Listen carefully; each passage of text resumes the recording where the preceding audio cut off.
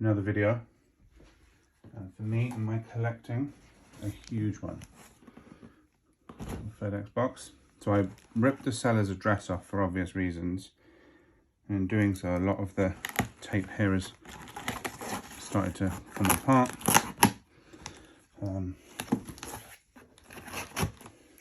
Let's get through it. Yeah, so I'm going to get rid of this. Yeah, so an easy unbox. And you can probably tell what these are. So this is a huge pickup for me. Probably going to be the biggest pickup of the year. Mainly because it's a pair that I have not had, but kind of needed to have for the collection for a long time. So I'm just going to go through the box and everything. As you can see, this is a Jordan 1 box. And it is that style that we've seen on Instagram constantly, with this orange lid, which is supposed to represent when they were in the sale. So you can see these two little sale stickers. They're actually raised up, if it will come into focus. I don't know if you can see that at all there, but they're actually raised up. They're actually stuck on, like, you hear that?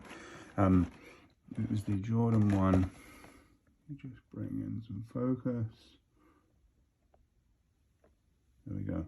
Jordan 1 Retro High OG with the mum and pop shop AJKO lid. So what we're meant to believe is that the pairs kind of sat in, I want to say like in 85 and then in 86 or something, they've gone to the mum and pop shops and they kind of just sat there. So here's the box. There's nothing particularly extra special other than all this pre-aging, and they've clearly used not a non-Jordan 1 box, which is kind of part of the whole thing. Then what you have in here, just to kind of back up that storytelling, is this like basketball shoe, paid cash final sale. It's like a Sandy Bros. I guess this is an invoice from a mum and pop shop in 86, as you can see. So that will kind of represent that the shoe's been sitting for a year unsold, and hence like the lost and found name. It would be shoes that now, I mean, seem super coveted. I mean, I've got these early and I didn't pay whatever you think I paid. Way less than that. But yeah, it's now super coveted. But I guess like part of the storytelling is to show like how uncoveted or how easy these shoes were to get back in the day. So I'm just gonna like plan for this video is I'm gonna go through the box, show everything that's in there. I'm gonna make some comparisons of this cut, which is supposedly similar to the 85 but not the same, to the 85, and then we'll make some comparisons to the high OG. So before we go in, you've got this special edition paper here, which just has like all of the different kind of Jordan 1 stuff on from the mid 80s.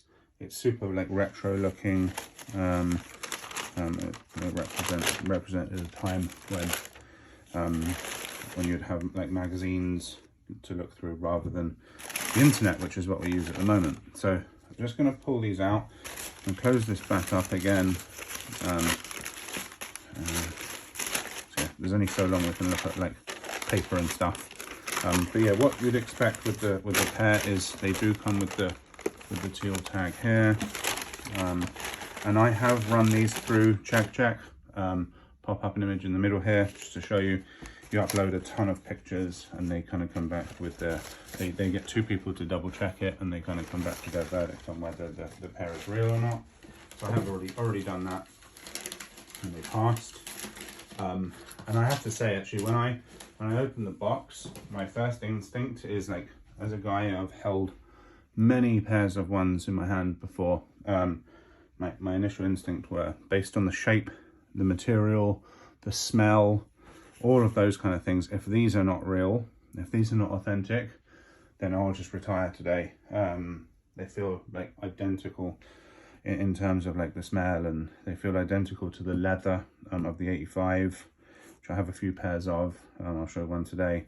But yeah, and I also sent out pictures on Facebook groups and had them legit checked by a fair few guys who have had loads of early pairs, and they covered, and they will kind of come back good. So let me just put this one down. I'll just kind of go through some of the differences. So you have this big old Nike Air swoosh on the tongue, which is very different to the high OG. You have this vintage kind of creamed out tongue, which is meant to represent that kind of like it's sat in a dusty closet for a year. So that started to age and oxidize. The heel is cracked here, as you can see. It's like similar to the, let's bring this and get this up in focus. There you go. Similar to the Armand type of crackling, and it actually continues down onto that midsole, if you can see there, but there's some crackling there. Aged midsole, so again, slightly cream. Weird one, but they put the white and the black laces in that kind of typical lower eyelet fashion that they do with ones, and then they've really gone to town with the outsole and kind of given it that like super aged look. Again, I'm struggling for focus here. There you go. They actually do not come with the typical inserts. It is more like you would see with an Air Max 1, this kind of balled up thingamajiggy here. So again, if you receive that, I mean, these have passed StockX, these have passed check. I am as certain as I can possibly be that these are the real thing. I was thinking about this earlier as well, and if they weren't, they are made by, I'm 100% sure they are, but I think it's one of those things where people get up in arms about a pair of shoes that was made by the same person in the same factory, using them the same materials. They just did it after 5 o'clock or after their shift ended, which is like kind of like my boss telling me that a project that I've delivered is no good because I worked on it after 5. It'd obviously be ridiculous. So the guy that I bought it from did say that there was one slight blemish here. If you focus in on that, so they failed StockX because of condition, because of that tiny little mark, which is like quite ironic on a shoe that's been deliberately aged. That an actual sign of wear or an actual sign of age is what failed it. God damn focus. Yeah, I found that hilarious. But basically, he wanted to sell them. We talk a lot. And he couldn't sell them because of that, so he was like, oh, do you want them? And we kind of haggled back and forth a little bit, and I come out with a price that I think they'll be on day one, a day after release, maybe a week after release, 2 weeks after release. I think they'll be what I paid or slightly more. So I was happy to get an early video, to get them early. I'm going to unds them before they drop the whole 9 yards. I'm super happy to do that, and then on release day I'll be trying to get 3 or 4 extra pairs at retail, whatever I can get. So yeah, so you've seen the check. Just trying to think of what else I was going to show here. Okay, so in terms of shape, I'm going to compare them, do a quick run through of a comparison against the Georgetown, one of my favorite J's, or at least one of my favorite ones from recent times. And what you can see here is that the comparison is the swoosh. The comparison that's easily visible is the swoosh and the collar, the kind of the way that it's kind of like embossed, I guess is the word. But yeah, they're like very similar shape. If you look at the toe box, very similar. To me, they feel, and I'm just a guy that makes videos and wears and buys lots of shoes. I'm no expert here, but the leather feels the same. The cut feels the same. Like these panels feel like very similar. So for me, this Lost and Found Chicago one looks more like a high 85 rather than an OG high. That's just like my initial take on it. Obviously these Georgetowns are worn, so I'm just going to be careful with getting muck onto the from the bottoms onto the Chicagos, but you can see from the booty shot, like very similar profile. Look, the leathers are cut almost perfectly. You can see that the Georgetown is a slightly higher cut. You can see that there. You can see where they kind of touch at the top there. Another interesting comparison is that they both have aged tongues. So you can kind of see the color. I'm just trying to give anyone who owns the Georgetowns some insights into what to expect. You can see very similar colored tongues. You can also see the Nike Air tab is very similar with that kind of fat oversized, or what's come to be thought of as oversized swoosh. Exactly the same. But yeah, I would say like the cut is very, very similar. There are some like obvious differences once you get really close up. Like this little kind of like triangle bit here is much bigger on the Chicagos than it is on the 85s. And they don't cut, no, the box doesn't say OG 85. So if we look at that, it just says one retro high OG, which is what the non-85 pairs say. And then if we look at the box for the Georgetowns, yeah, you can see here, again, bloody focus, high 85. So they're not technically, or they're not officially a high 85, but to me, to my slight layman's eyes, they are more like this than anything I'm about to show you. So hopefully that helps a little bit. And I'm going to just kind of like compare to some of the other pairs. So you have now in shot the bread. Let me jiggle these about a little bit. I mentioned earlier that like just how much of an important cop this one was for me in my collection. And I'll kind of take you through why in a second. On the left, it has enabled me to do this.